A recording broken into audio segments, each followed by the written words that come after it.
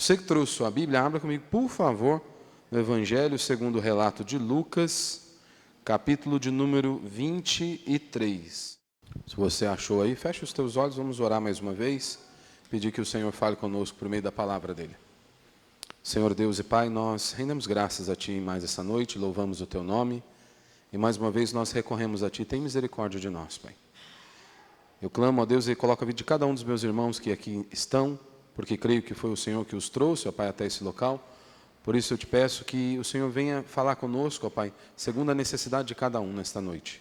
Por meio da Tua santa e poderosa palavra, é o que eu te peço em no nome de Jesus. Amém. Lucas, capítulo 23, verso de número 33. Eu vou iniciar aqui hoje, se Deus assim permitir, uma pequena série, uma minissérie aqui, se assim podemos dizer, nas últimas palavras de Jesus lá na cruz. Então nós vamos iniciar hoje aqui. Normalmente eu prego aqui o Antigo Testamento e o Novo Testamento durante a semana. Então eu tenho pregado durante a semana, nos cultos de quarta-feira, a passagem do Novo Testamento. E no domingo eu tenho pregado aqui o Antigo Testamento, como vocês têm acompanhado o livro de Salmos. Nós já estamos lá no Salmo 119, chegamos aí acho que no verso 65 em diante, até o verso 72, que é o que eu ministrei a semana passada. Então nós temos intercalado entre Antigo e Novo Testamento, porque toda a palavra de Deus ela é divinamente inspirada por Deus. Então nós precisamos nos alimentar de toda a Escritura. Então eu procuro manter assim intercalado, Antigo e Novo Testamento. Posso revezar entre quarta-feira pregar o Antigo Testamento e colocar o Novo Testamento no domingo. Mas nós temos seguido assim. No domingo meditado no livro de Salmos e durante a quarta-feira meditado em alguma epístola aqui do Novo Testamento. Nós concluímos agora recentemente, há uma quarta-feira, a nossa exposição na carta de Paulo a Filemão. Um capítulo apenas, mas fizemos várias mensagens ali, versículo por versículo, quase uma porção ali do texto, onde nós meditamos ali.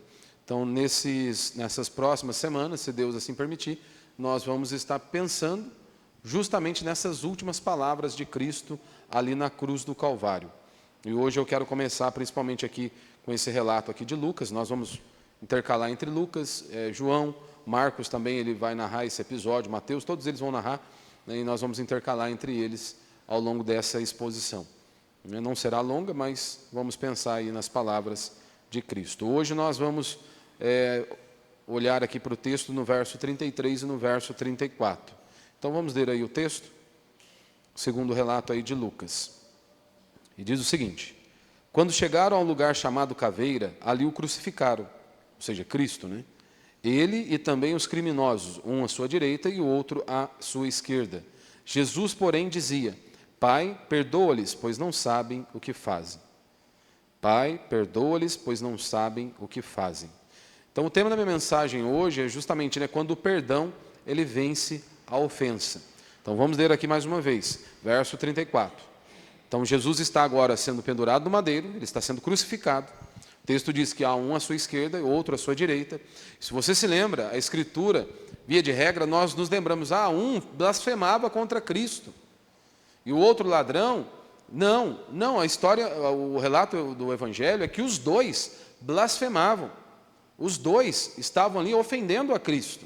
E de repente, em um momento da história, um enxerga o seu pecado, a sua podridão, e aí então ele clama ao Senhor e busca por misericórdia. Mas a princípio os dois blasfemavam contra Cristo, porque este é o relato de todo homem sem Deus. O homem sem Deus é inimigo de Deus, como diz o apóstolo Paulo. E aqui na cruz, em suas últimas palavras, nós vemos aquilo que está dentro do coração do nosso Senhor e que também deveria estar dentro do meu e do seu coração. Então o foco hoje será aqui no verso 34, principalmente, onde Jesus diz, Pai, perdoa-lhes, pois não sabem o que fazem. Então, na cruz, a grande ideia aqui dessa porção, Jesus nos mostra que o Evangelho não apenas oferece perdão aos culpados, ou seja, toda a raça humana, mas o Evangelho também ele transforma essas pessoas que foram feridas em pessoas capazes também de perdoar. Assim como nós recebemos o perdão de Deus, o Evangelho, ou seja, a palavra de Deus vai nos transformando, Deus vai nos transformando a ponto também de nós sermos capazes de perdoar aqueles que nos ofenderam. É claro que por nós mesmos, sozinhos, nós não conseguimos. Isso para mim e para você sozinho é impossível.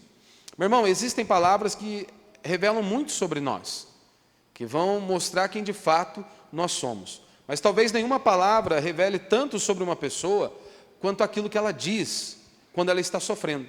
Já viu a pessoa? Ela está passando por um momento de dificuldade, uma grande pressão, uma grande tribulação, aí ela maltrata os outros, ela fala de maneira ríspida, ela chuta o balde, e aí a pessoa diz: não, eu não sou assim, é porque eu estava nervoso, é por conta das dificuldades. Não, simplesmente a pressão revelou aquilo que estava lá dentro do seu interior. É aquela clássica ilustração, meu irmão. Se você pega uma laranja e você põe uma pressão nela, você a espreme, o que vai sair da laranja? Vai sair o suco da laranja. É o que tem dentro dela, quando ela passa por uma pressão, quando ela é espremida ali, vai sair o suco da laranja. Não tem como sair limão. Só vai sair de dentro da laranja aquilo que é a sua fonte, é aquilo que é a natureza dela. Só vai vir vai ser externado aquilo que há no interior. Da mesma maneira, acontece comigo e com você. Então, quando nós dizemos: eu estava sob pressão e saiu, não, isso só mostrou aquilo que estava dentro de nós. Porque, veja, é relativamente fácil você falar de amor quando nós somos amados.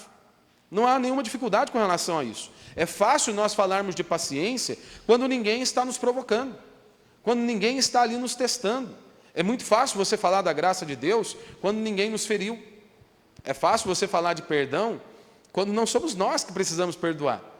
Quando não somos nós que precisamos colocar em prática aquilo que Cristo está nos dizendo.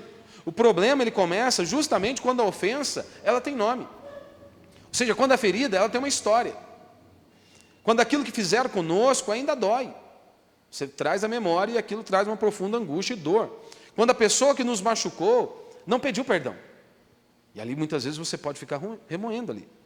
Quando aquele que nos feriu parece estar vivendo normalmente, a pessoa está vivendo a vida dela normalmente, e nós ainda estamos sofrendo consequências daquela traição, daquela punhalada nas costas. Então é nesse momento que nós descobrimos, de fato, o quanto do Evangelho realmente desceu da nossa cabeça e veio para o nosso coração.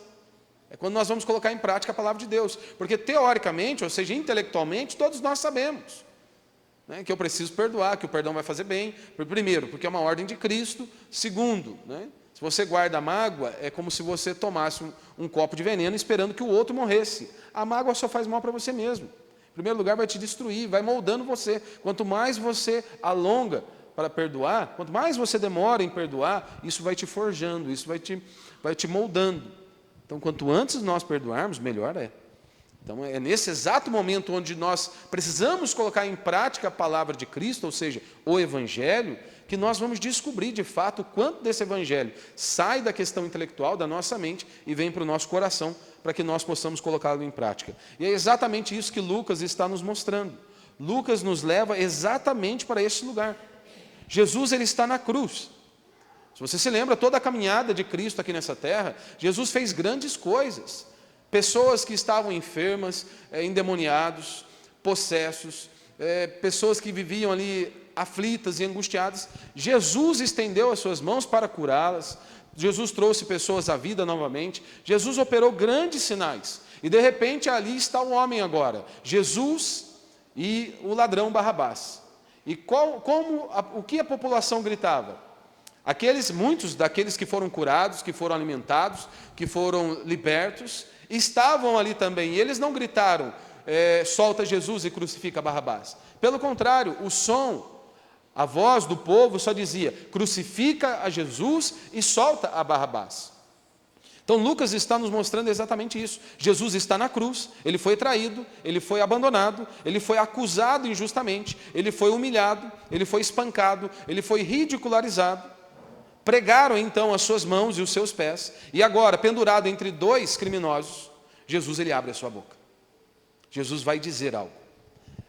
Pense comigo, se nós estivéssemos ali naquela cena há 2000 anos, há mais de 2000 anos, talvez nós pensaríamos que as últimas palavras, né, ou que suas primeiras palavras fossem palavras de julgamento. Após ter feito grandes feitos, abençoado tantas pessoas, Jesus agora está sendo pendurado no madeiro. E quando ele abre os seus lábios, talvez eu e você nós esperássemos, né, que a oração de Jesus fosse da seguinte maneira: Pai, destrua-os. Pai, faça justiça. executa o teu poder. Pai, mostra a esse povo quem de fato eu sou. Mas, meu irmão, não foi isso que saiu dos lábios de nosso Senhor e Salvador Jesus Cristo. Pelo contrário, o que sai dos lábios de nosso Senhor é: Pai, perdoa-lhes, pois eles não sabem o que fazem. Isso aqui é extraordinário, meu irmão.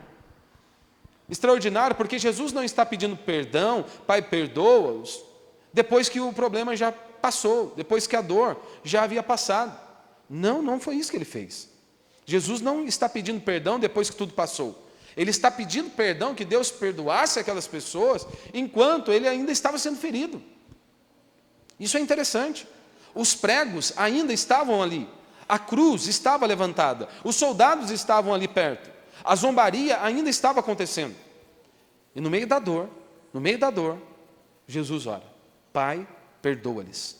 Então a cruz nos mostra que o perdão cristão ele não nasce dessa ausência de dor.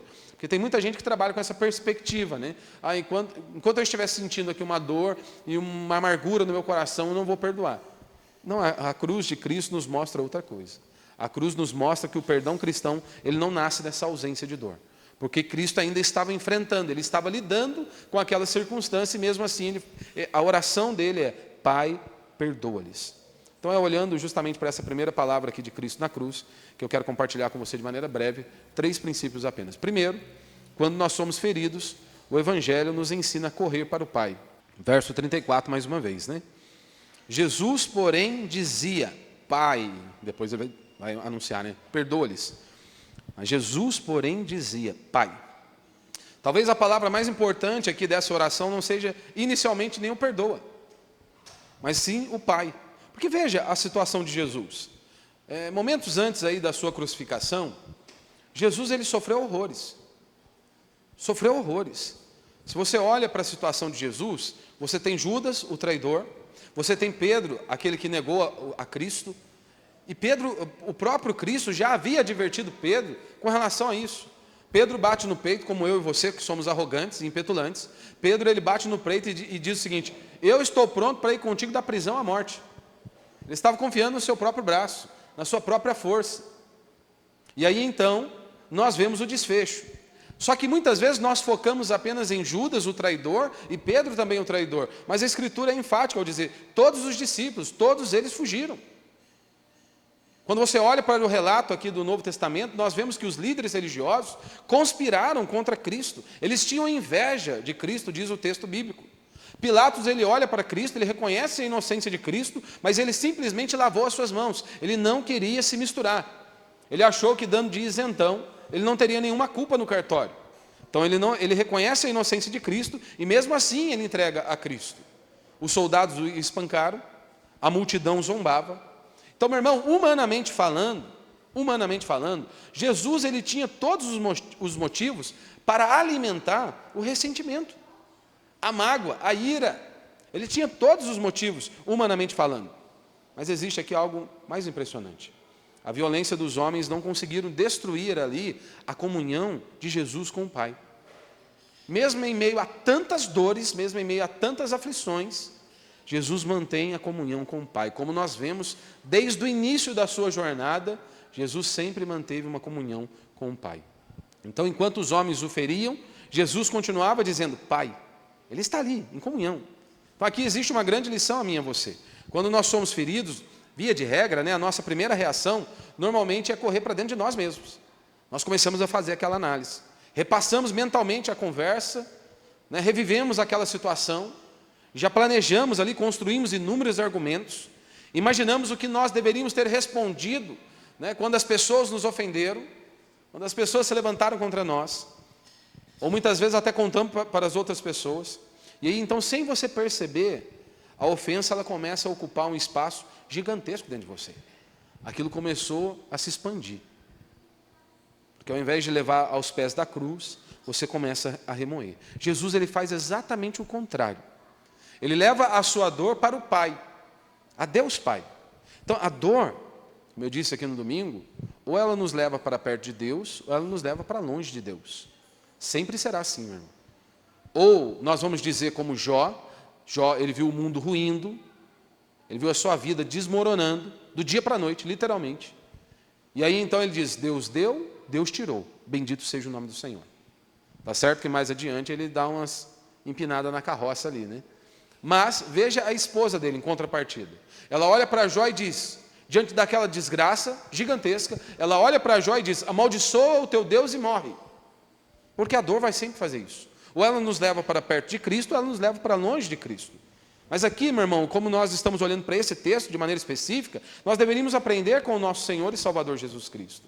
E aqui ele nos mostra exatamente que a dor, ela deve nos levar para perto de Deus e não para longe de Deus. Eu sei que talvez alguém possa dizer, pastor, mas depois disso que aconteceu comigo, nem orar eu consigo. Nem dobrar os meus joelhos, nem abrir os meus lábios eu consigo. Tamanha a dor, o sofrimento e a angústia. Meu irmão, mas exatamente quando nós não conseguimos perdoar, ou que a mágoa já está ali ganhando um espaço muito grande no nosso coração, é que nós precisamos orar ainda mais. Que nós temos que nos dobrar diante do Senhor. Ou você acha que as feridas, essas angústias e aflições, você vai vencer apenas simplesmente pela sua força de vontade? Nós não conseguimos. Você não vence certos ressentimentos dizendo, eu não vou mais pensar nisso.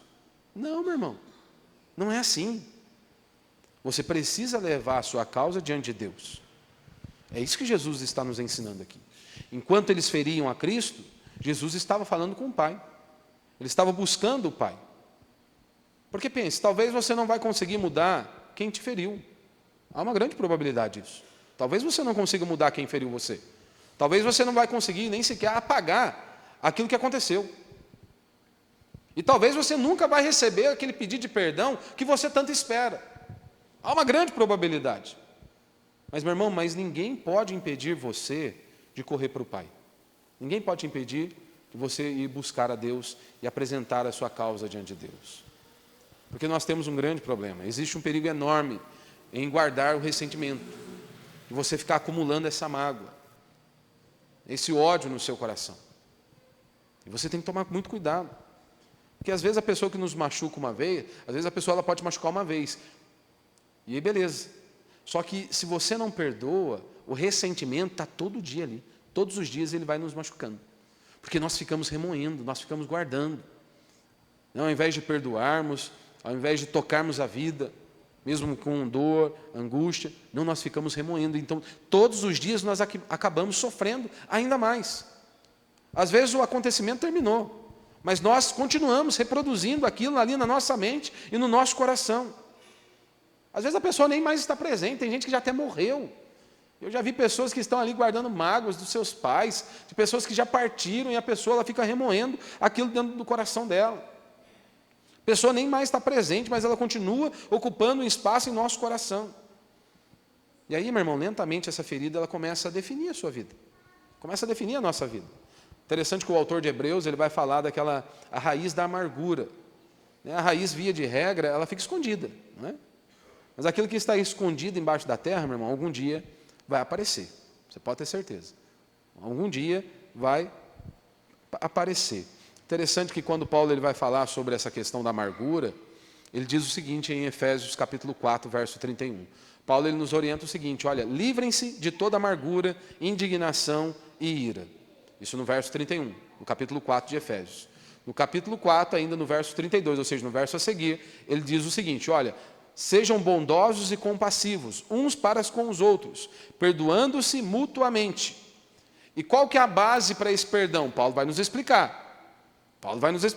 No verso 31 ele diz, olha, vocês devem se livrar de toda amargura, indignação e ira.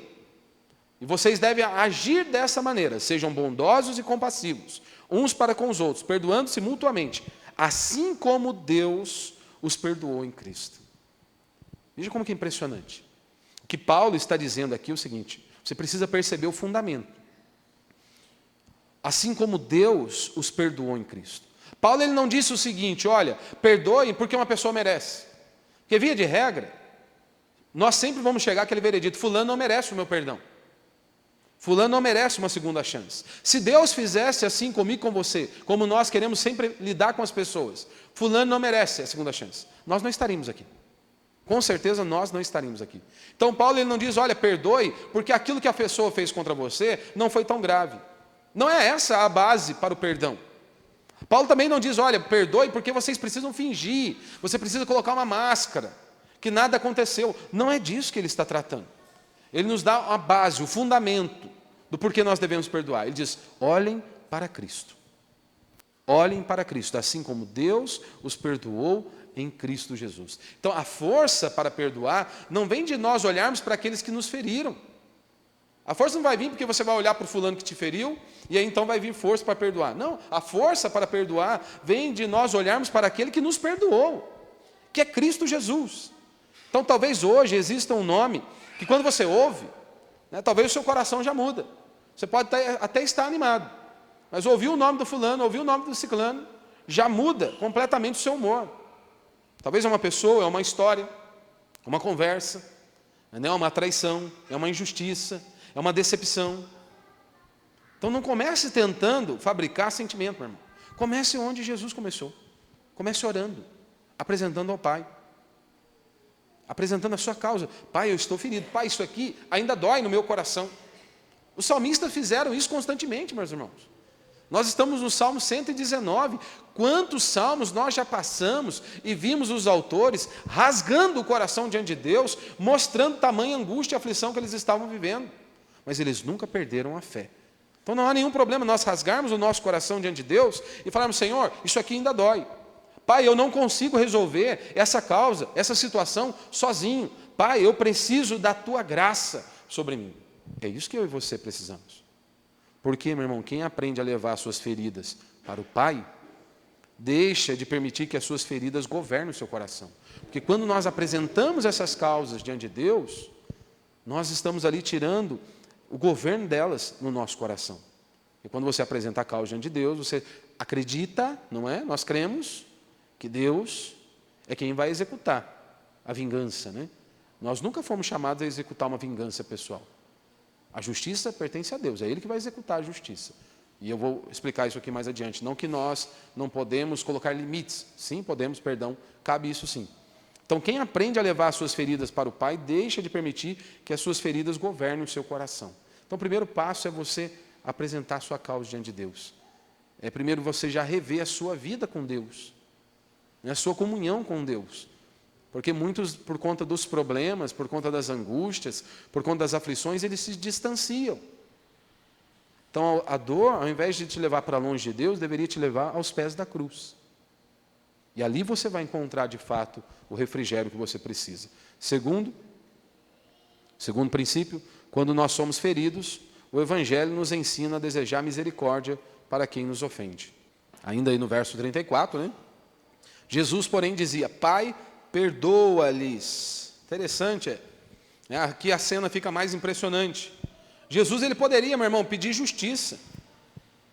Pai, executa a justiça. Mostra o teu poder. Mostra quem eu sou. Mas Jesus pede misericórdia. Só que é interessante. Jesus está orando por quem? Por seus amigos? É isso que o texto está mostrando? Jesus não está orando por seus amigos. Pelo contrário, meu irmão, Jesus está orando pelos seus inimigos. E aqui, só abrindo um parênteses, se nós não conseguimos orar nem pelos da nossa própria casa, se nós não conseguimos orar nem pelos nossos familiares, como que nós vamos orar pelos nossos inimigos? Veja o quão distante nós estamos daquilo que a Escritura nos ensina, daquilo que Cristo nos ensina. Às vezes nós não derramamos uma lágrima pelos nossos familiares, e aí nós queremos ver grandes coisas. Mas nós não estamos dispostos a investir 30 minutos em uma oração, apresentando as nossas vidas, a nossa família, as nossas causas diante de Deus. Mas queremos que Deus resolva todos os nossos problemas. Então veja, aqui Jesus está orando por seus inimigos.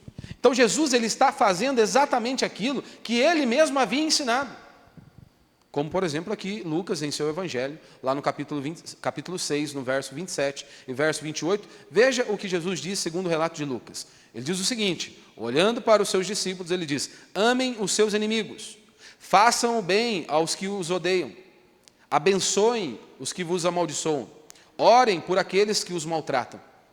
Não é exatamente isso que ele está fazendo na cruz? Ele havia ensinado isso. Ele havia ensinado. Então, na cruz, Jesus demonstra aquilo que ele ensinava, aquilo que eu ensino, aquilo que eu ensinei a vocês, não era uma teoria. Eu estou praticando aquilo que eu ensinei a vocês. Vocês também devem fazer. Ou seja, ele viveu aquilo que ele pregou. Era exatamente isso que ele estava fazendo. Então, quando os homens fizeram o pior contra Cristo, Jesus revelou o melhor da graça de Deus. Isso vai cumprir também o que Isaías, muitos anos antes. Isaías 53, Isaías profetizando da parte de Deus, lá no verso 12 do capítulo 53, Isaías vai dizer o seguinte: levou sobre si o pecado de muitos, e pelos transgressores ele intercedeu. Isso aqui é fantástico, meu irmão. Fantástico. Cristo, ele está morrendo pelos pecadores, e ao mesmo tempo ele está intercedendo pelos pecadores. Mas aí, pastor, o que significa então, né, perdoar? Porque nós precisamos tomar um certo cuidado, porque perdoar não significa dizer que aquilo que aconteceu não foi grave. Porque veja, se não existisse culpa, não haveria necessidade de perdão. Então não é isso. Perdoar também não significa você impedir que a justiça aconteça.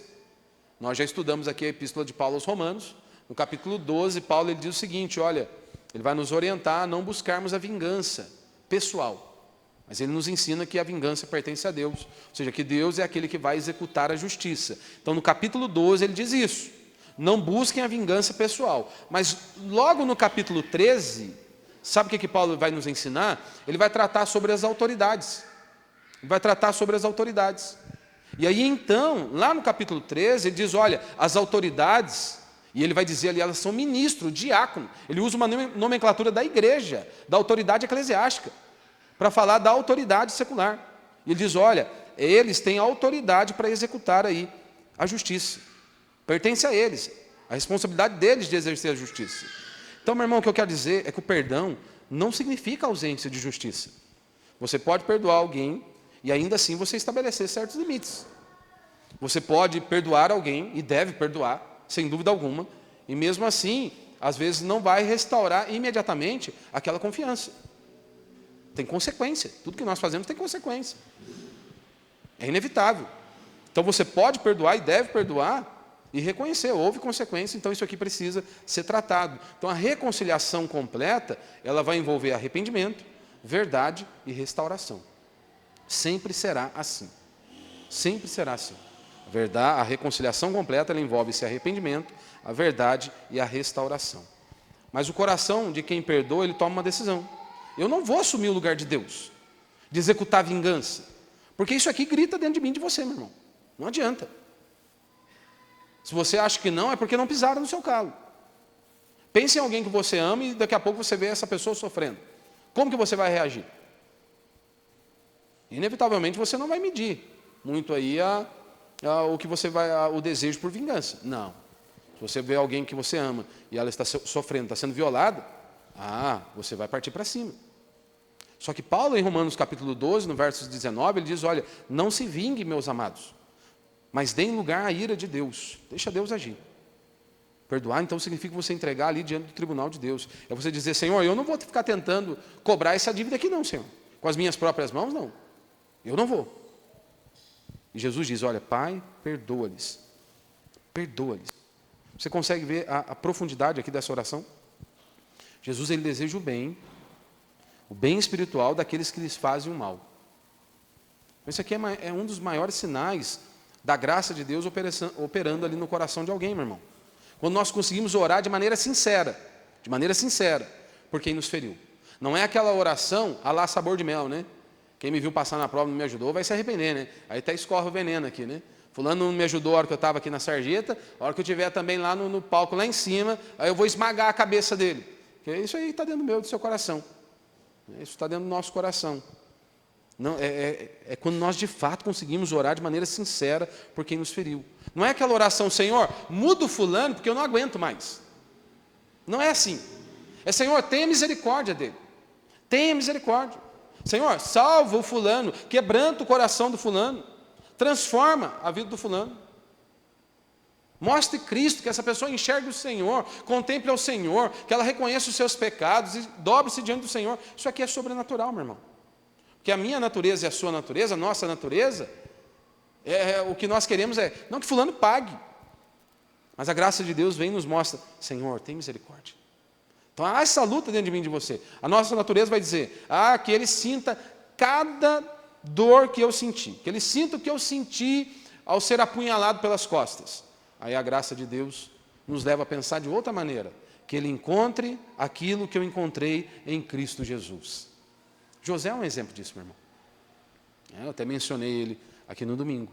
José tem um sonho, para aqueles que não conhecem a história, José tem um sonho, e então nesse sonho ele vai contar esse sonho, narrar esse sonho à sua família, e no sonho, basicamente, ele iria reinar, ele estaria numa posição de poder. Quando os irmãos ouviram o sonho de José, meu irmão, você já imagina, né? Imagina se o seu irmão chega e fala assim, vou reinar sobre você. Foi o que aconteceu com José. O mais gente boa falou o seguinte, vão vender ele como escravo. O mais gente boa, porque o outro já queria matar, já queria matá-lo. Então José, ele soube. E interessante que na prisão, diz o texto, na prisão, a mão do Senhor era com José. Na prisão. Hoje os crentes só sabem dizer glória a Deus se tudo estiver bem. Dinheiro no bolso, despensa cheia, trabalho bom, um bom carro, aí eles conseguem ver a mão do Senhor. Não, José está na prisão, meu irmão. Na prisão. E o texto é enfático em dizer que a mão do Senhor era sobre ele. Então veja, quando os irmãos de José finalmente ficaram diante dele, José poderia ter cantado sabor de mel para eles lá. Vocês não me ajudaram, vocês vão se arrepender. Mas não foi isso que ele fez. José tinha poder para destruí-los. Eles o haviam vendido, o arrancaram de sua família, causaram anos de sofrimento. Agora José tinha autoridade e eles estavam ali completamente vulneráveis diante dele.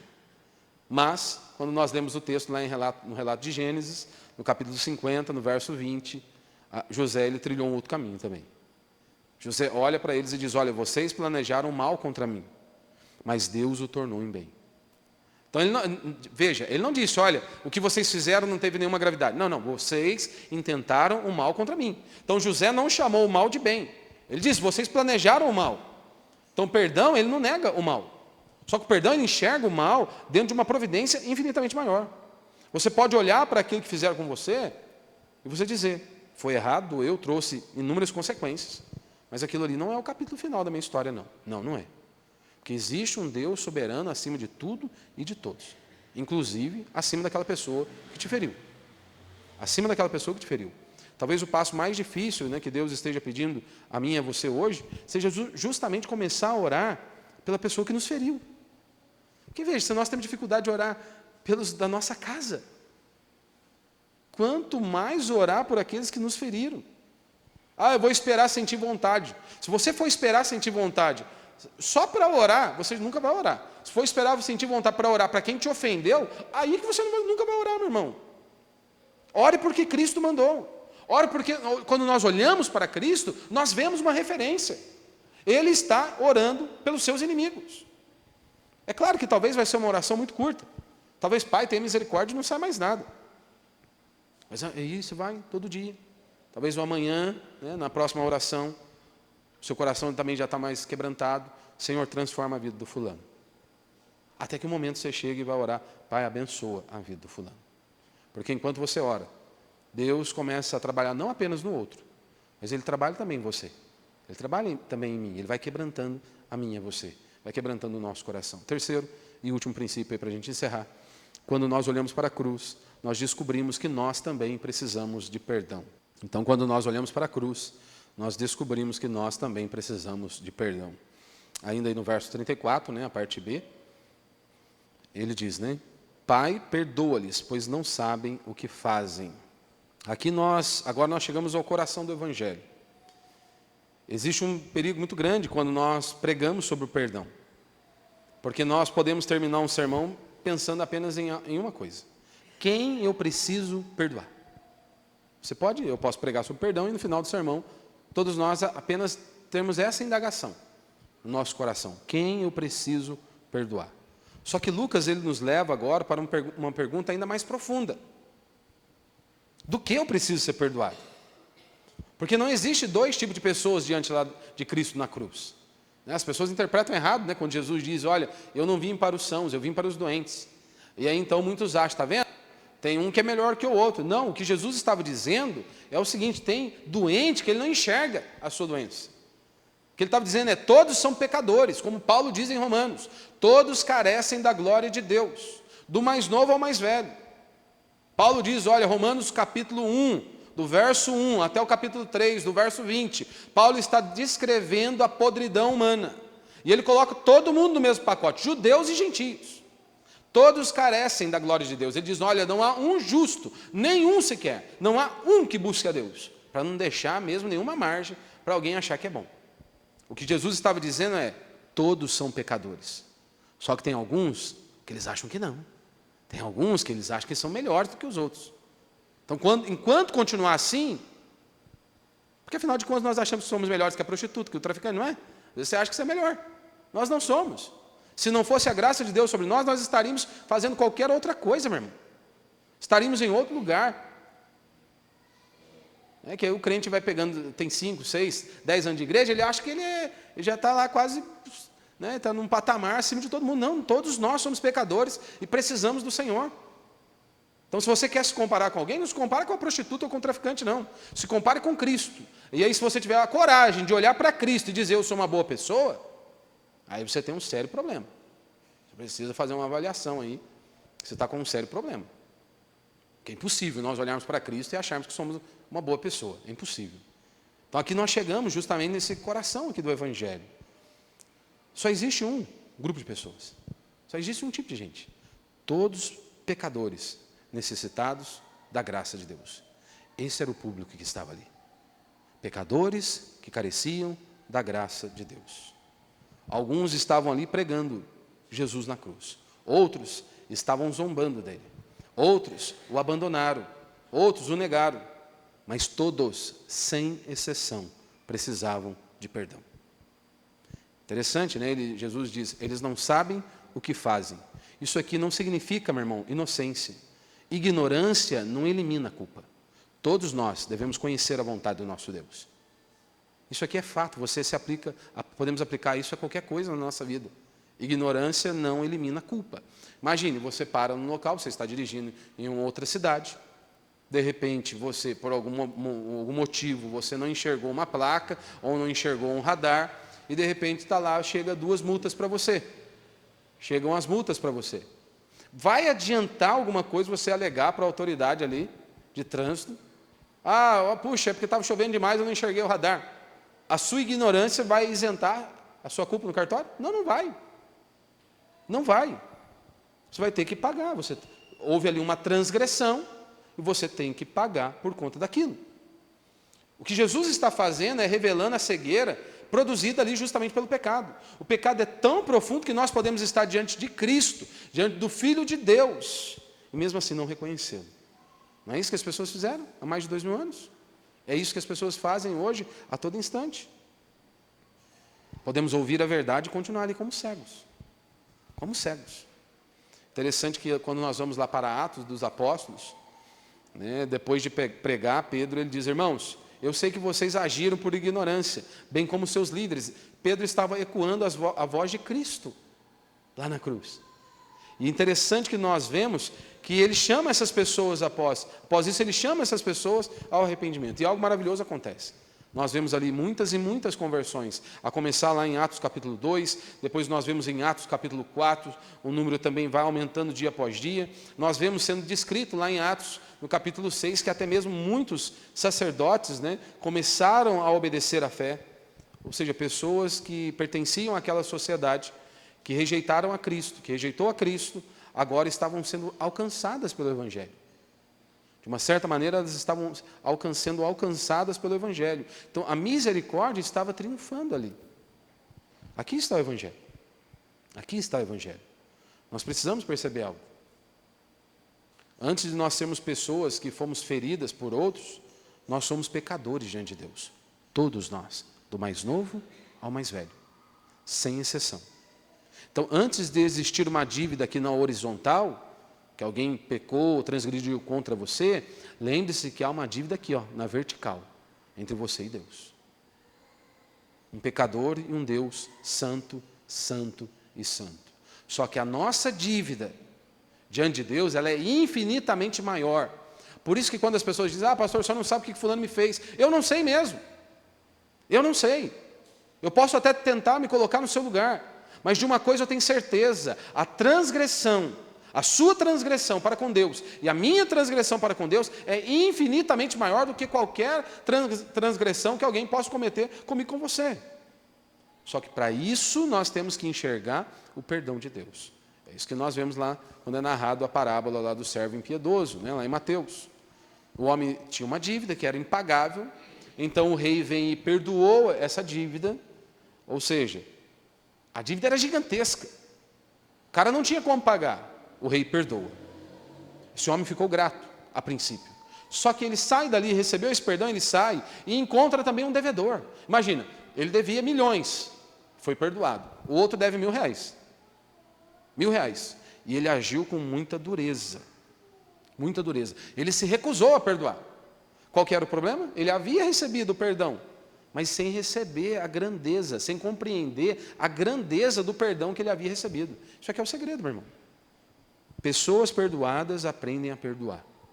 Só que para isso você tem que entender o tamanho da sua transgressão.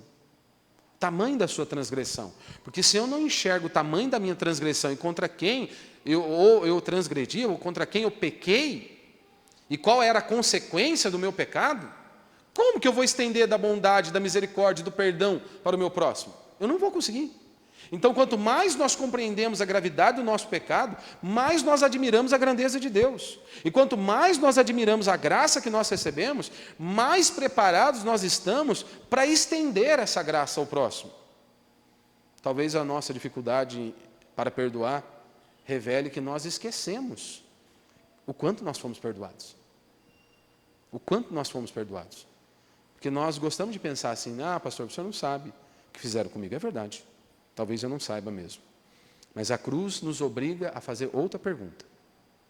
Você sabe o que o seu pecado fez contra Deus? Você sabe? É que nós somos o brasileiro, né? Nós damos jeitinho para tudo. Vamos varrendo a sujeira para debaixo do tapete. No final a gente termina com tudo em pizza e guaraná. E nós achamos que o nosso Deus é assim também. Que o nosso Deus vai dar, no final das contas, aquele jeitinho brasileiro. Não, você precisa se lembrar. Foi por causa do nosso pecado que Cristo foi pendurado no madeiro. Foi por conta do meu pecado e do seu pecado que ele estava pendurado no madeiro. Deus precisou enviar o seu Filho até nós, porque nós jamais poderíamos subir até ele pelos nossos feitos ou méritos. Por isso Deus envia o seu Filho. Como diz Isaías capítulo 53, ele foi traspassado por causa das nossas transgressões. Cristo não tinha pecado. Os nossos pecados lhe foram imputados. Assim como nós também não tínhamos justiça. E se você se arrependeu dos seus pecados e crê em Cristo, a justiça de Cristo lhe foi imputada. E o único caminho de volta para casa não é Maria, não é Paulo, não é Buda, não é a sua contribuição financeira, não é as suas boas obras, não são as suas boas obras. O único caminho de volta para casa é arrependimento e fé. É crer em Cristo Jesus, nas obras dele, nos feitos dele. E assim como Cristo disse: aquele que me ama guarda os meus mandamentos. Então nós não somos apenas espectadores lá do Calvário. Não, os nossos pecados estão envolvidos naquela cruz. Mas aqui está a beleza do Evangelho. Aquele contra quem nós pecamos foi aquele também que decidiu pagar a nossa dívida. Isso aqui é só Deus, meu irmão, pode fazer isso. Só Deus. Porque veja, nós merecíamos a condenação. O salário do pecado é a morte. Você acha que você é merecedor da vida eterna? Tiago diz: se você transgredir um mandamento, você está condenado. Quem de nós que estamos aqui nunca mentiu? Nunca teve um pensamento aí contrário na sua mente? Não precisa nem ir longe, meu irmão. Volte nas últimas 24 horas. Será que tudo que você pensou está alinhado com a palavra de Deus? Só coisa boa? Só coisa santa? Creio que não. Então, se nós transgredimos um, estamos condenados. Se formos trabalhar com essa perspectiva de ser salvo por nossas obras, por nossos feitos, uma transgressão, somos condenados. Então nós merecíamos a condenação, mas nós recebemos graça. Nós merecíamos o juízo, a ira de Deus sendo descarregada sobre nós. Mas o que nós recebemos? Recebemos misericórdia. Nós merecíamos esse afastamento, esse distanciamento. Mas a Escritura é enfática em nos mostrar que nós fomos adotados. Que nós fomos adotados, Deus nos adotou. Nós merecíamos a morte e a condenação eterna. E o que nós recebemos foi vida. Como Paulo diz em Romanos capítulo 5, no verso 8, Paulo diz o seguinte: Deus prova o seu próprio amor para conosco, pelo fato de Cristo ter morrido por nós, quando ainda éramos pecadores, ou quando éramos inimigos, ou na original, no grego, odiadores de Deus. Então note, Cristo não esperou você melhorar para amar você. Não. Ele não esperou você resolver a sua vida. Ele não esperou você merecer. Ele morreu por nós quando ainda éramos pecadores. E é por isso que o Evangelho produz pessoas capazes de perdoar. Às vezes nós estamos esperando isso, né? Que a pessoa melhore, que a pessoa resolva a vida dela, que ela mereça. Aí então nós vamos estender desse perdão. Então hoje, eu posso estar aqui diante de grupos de pessoas. Primeiro, aquele que foi ferido. Você que foi ferido. Talvez você carregue aí uma ferida há anos, ou até mesmo há décadas. Talvez ninguém saiba. Talvez você continue até convivendo com a pessoa. Pode ser alguém da sua família, um amigo, um irmão da igreja, um relacionamento quebrado, uma traição, uma injustiça. E quando você lembra, isso ainda dói. Jesus não está dizendo que não doeu. A cruz prova, meu irmão, a cruz prova que Deus leva a sério, que Deus leva o mal a sério, porque Ele pagou. Paulo vai dizer isso em Romanos. Na cruz nós vemos a justiça de Deus. Por quê? Ele estava derramando a sua ira sobre o seu próprio filho. Duvida? Leia Isaías 53. Agradou o Senhor moer o próprio filho. É que nós nos acostumamos com esse evangelho, né? Nem podemos chamar de evangelho superficial. As pessoas tratam Deus como se Deus fosse o nosso coleguinha de escola. Não, Ele não é o nosso coleguinha de escola. A cruz prova que Deus leva o mal a sério. Mas Jesus está dizendo, você não precisa continuar sendo escravo daquilo que fizeram contra você. Não, você não precisa. Leve a sua dor ao Pai. Entregue a justiça a Deus. Ore pelo seu ofensor. Lembre-se da graça que você recebeu. Sei que talvez você possa dizer, pastor, eu não consigo. E talvez essa seja exatamente a verdade que Deus quer que você reconheça. Sozinho eu não consigo. Nós não conseguimos, meu irmão. Se você tem filho, você sabe. Nós não conseguimos amar os nossos filhos, não pelo menos o amor bíblico. O amor bíblico, descrito lá por apóstolo Paulo em 1 Coríntios capítulo 13, é que o amor tudo suporta. Nós não suportamos. Às vezes os nossos filhos cometem os mesmos erros, pela quinta vez. Se nós pudéssemos, nós esganaríamos. Nós não conseguimos, nós não suportamos que eles repitam a mesma brincadeira, por algumas vezes. Então nós estamos distantes daquilo que Deus diz em sua palavra. E isso aqui não é para você desanimar, chutar o balde. Pelo contrário, é para que nós possamos nos dobrar diante de Cristo e falar, Senhor, sozinho eu não consigo, tem misericórdia de mim, me ajuda. Então o perdão cristão não é fruto, meu irmão, de personalidade, não. É fruto da graça de Deus. Nós precisamos do Espírito Santo atuando nas nossas vidas dia após dia. Nós precisamos olhar para Cristo. Nós precisamos voltar de maneira repetida para a cruz dia após dia. Porque é na cruz que nós encontramos não apenas um exemplo para perdoar, é na cruz que nós encontramos o poder para perdoar. Colocar em prática aquilo que Deus diz. Talvez, o segundo grupo de pessoas, talvez você hoje possa não ser principalmente o ofendido da história. Talvez você seja aquele que ofendeu. Talvez você é aquele que quebrou as regras. Talvez existam pessoas que você feriu, que você machucou. Talvez você tenha pecado contra a sua família, contra o seu casamento, contra os seus filhos, contra alguém da igreja. Mas aqui ainda nos leva a algo ainda maior, que todos nós pecamos contra Deus. E talvez durante muito e muito tempo você tenha vivido como aqueles homens ao redor da cruz. Talvez você esteja me ouvindo nessa noite e você está vivendo como aqueles homens ao redor da cruz, sem perceber a gravidade daquilo que eles estavam fazendo. E hoje, mais uma vez, Cristo te dá uma oportunidade. O amanhã pode não existir. Sempre digo isso aqui. O amanhã pode não existir. Eu não sei se eu vou estar vivo daqui a alguns segundos, dias, meses ou anos. A cortina da vida pode se fechar para mim nessa noite, como pode fechar para você também essa noite. Amanhã eu me arrependo, amanhã eu busco a Deus, amanhã eu mudo de vida. Lembre-se, o amanhã pode não existir para você. E não se iluda. Porque eu sou jovem, eu sou forte, eu treino, eu faço isso, eu faço aquilo. Não. Já fiz velório de crianças de 3 dias, meu irmão. 3 dias. Hoje mesmo, participava de mais um velório, de uma senhora. Então, para mim, é muito fácil enxergar a nossa pequenez, a nossa fragilidade. As pessoas, elas não pensam nisso. Porque alguns estão preocupados, será que Jesus volta daqui a 100, 1000, 2000 anos? Eu não sei quando Jesus vai voltar. Mas de uma coisa eu tenho certeza, para a maioria de nós que estamos aqui, antes de 100 anos ele vai voltar. Porque se ele não voltar em 100 anos, você vai morrer. E você vai encontrar com ele. E aí, você está preparado para encontrar com o seu Senhor? Porque após o corpo descer a sepultura, condenado está condenado. Desceu a sepultura justificado, está justificado.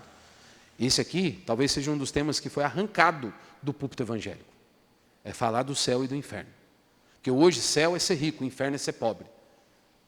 Muitos estão privando as pessoas de ouvirem isso. O mais importante é sobre a nossa eternidade, aonde nós vamos passar a eternidade. Então isso aqui deveria ser um assunto que nós deveríamos levar muito a sério. Então, hoje Deus está te dando uma oportunidade, arrependa-se, confesse o seu pecado, creia em Jesus, existe perdão, com certeza existe perdão. Não porque o seu pecado seja pequeno, meu irmão. Existe perdão porque o sangue de Cristo é suficiente. Talvez você mesmo olhe para a sua vida e diga, para mim não tem mais jeito. Eu cheguei já no fundo do poço. Para você pode não ter, mas para Cristo, se houver arrependimento genuíno, sempre haverá perdão. Então, na cruz, Jesus abriu os braços para os pecadores. E as suas palavras continuam ecoando até hoje. Pai, perdoa-lhes. Então, talvez você tenha chegado aqui pensando em alguém que você precisa pedir perdão. Mas talvez hoje nós precisamos, por meio dessa palavra, Deus nos leva a duas reflexões. Alguém que você precisa perdoar e talvez pecados que você precisa pedir perdão. A cruz, ela trata dessas duas coisas. Na cruz nós encontramos perdão para receber e graça para oferecer. Ao olharmos para a cruz. Por isso, quando nós somos feridos, nós corremos para o nosso Pai. Apresentamos a nossa causa a Ele. Quando nós somos feridos, nós desejamos a misericórdia para aqueles que nos ofenderam. E isso não pode ficar apenas na retórica, meu irmão. Deve entrar em prática, como foi na vida de Cristo. Ele ensinou e praticou.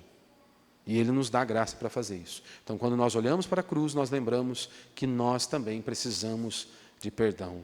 Talvez alguém pergunte, pastor, mas até quando que eu preciso viver assim?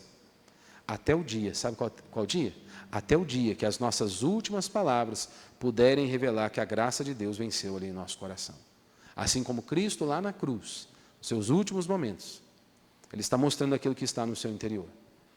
Então é até nesse último dia, no último momento, lá no nosso último suspiro, que isso possa ser externado na minha e no seu coração. Porque afinal de contas, meu irmão, sem Cristo, nós não somos nada. Nós precisamos dele. Nós precisamos dele. A nossa esperança, porque a hora que chegar o último dia, meu irmão, a nossa esperança não está em dizer, eu fui uma boa pessoa, eu fiz tudo certo, eu mereço estar na eternidade com o Senhor. A nossa esperança continuará sendo a mesma. Jesus morreu por mim. Ele pagou pelos meus pecados. E eu fui declarado justo perante o tribunal de Deus, pelos feitos de Cristo Jesus. Porque no final das contas, tanto aquele que precisa ser perdoado, quanto aquele que precisa aprender a perdoar, só encontra esperança em um só lugar, a cruz. Cruz de nosso Senhor e Salvador Jesus Cristo. Amém? Vamos ficar de pé, vamos orar, vamos pedir que o Senhor nos dê graça para colocarmos essa palavra em prática nas nossas vidas.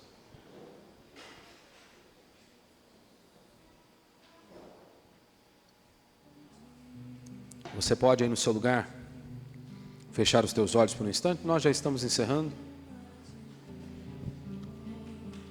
Então na cruz, meu irmão, Jesus nos mostra que o Evangelho não apenas oferece perdão aos culpados. Ele também transforma essas pessoas que foram feridas em pessoas capazes de perdoar. Primeira coisa que você precisa analisar nessa noite, meu irmão, é o seu relacionamento com Deus. É a sua vida com Deus. Porque o maior problema do homem, inicialmente, não é conjugal, não é financeiro. O maior problema do homem é se ele estiver longe de Deus. Se você estiver longe de Deus, você tem um sério problema. E muitas vezes você pode estar longe de Deus dentro de uma denominação, meu irmão. Ou você se esqueceu quando Jesus ele vai falar com Nicodemos, que era uma espécie de pastor naqueles dias. Jesus olha para ele e diz: Nicodemos, você precisa nascer de novo. Título, meu irmão, não garante eternidade não, meu irmão.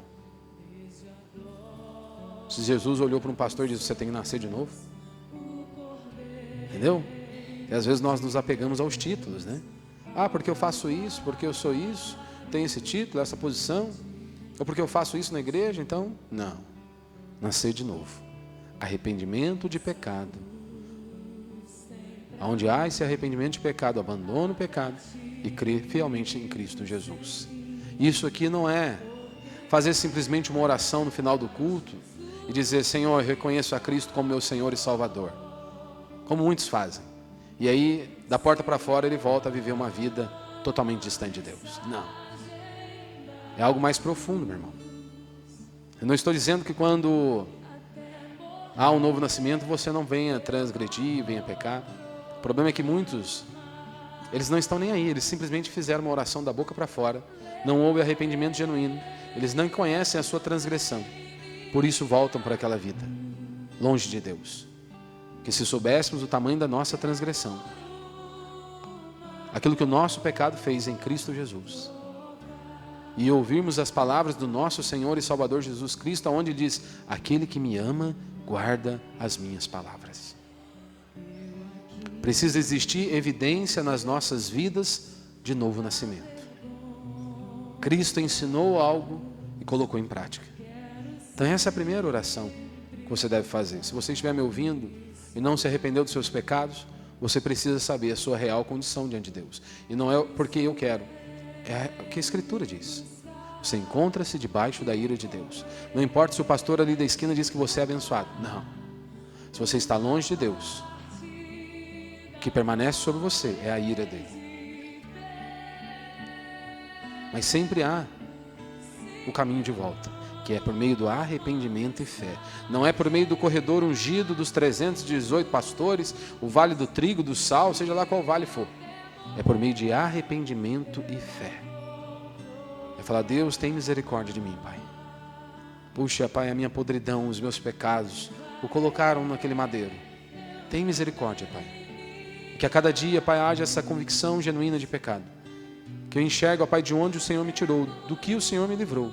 E possa viver uma vida de gratidão, louvor ao Senhor a cada dia. Uma vida reta, santa, justa e piedosa. E para aqueles que já nasceram de novo, que a cada dia nós possamos, com a graça do Senhor, colocar as palavras de Cristo em prática nas nossas vidas. Essa é a minha oração, Pai. Transforma-nos a cada dia para a honra e glória do Teu santo nome. Que a cada dia possamos olhar para a cruz, nela enxergarmos que os nossos pecados foram perdoados. Tudo aquilo que o Senhor fez por cada um de nós. Que nós também possamos estender dessa misericórdia e dessa graça ao nosso próximo. É o que eu te peço aí no nome de Jesus. Que a mão do Senhor e a bênção do Senhor esteja sobre a sua vida, meu irmão, em no nome de Jesus. Amém? Nós estamos encerrados. Despeça aí do seu irmão com a graça e com a paz do Senhor.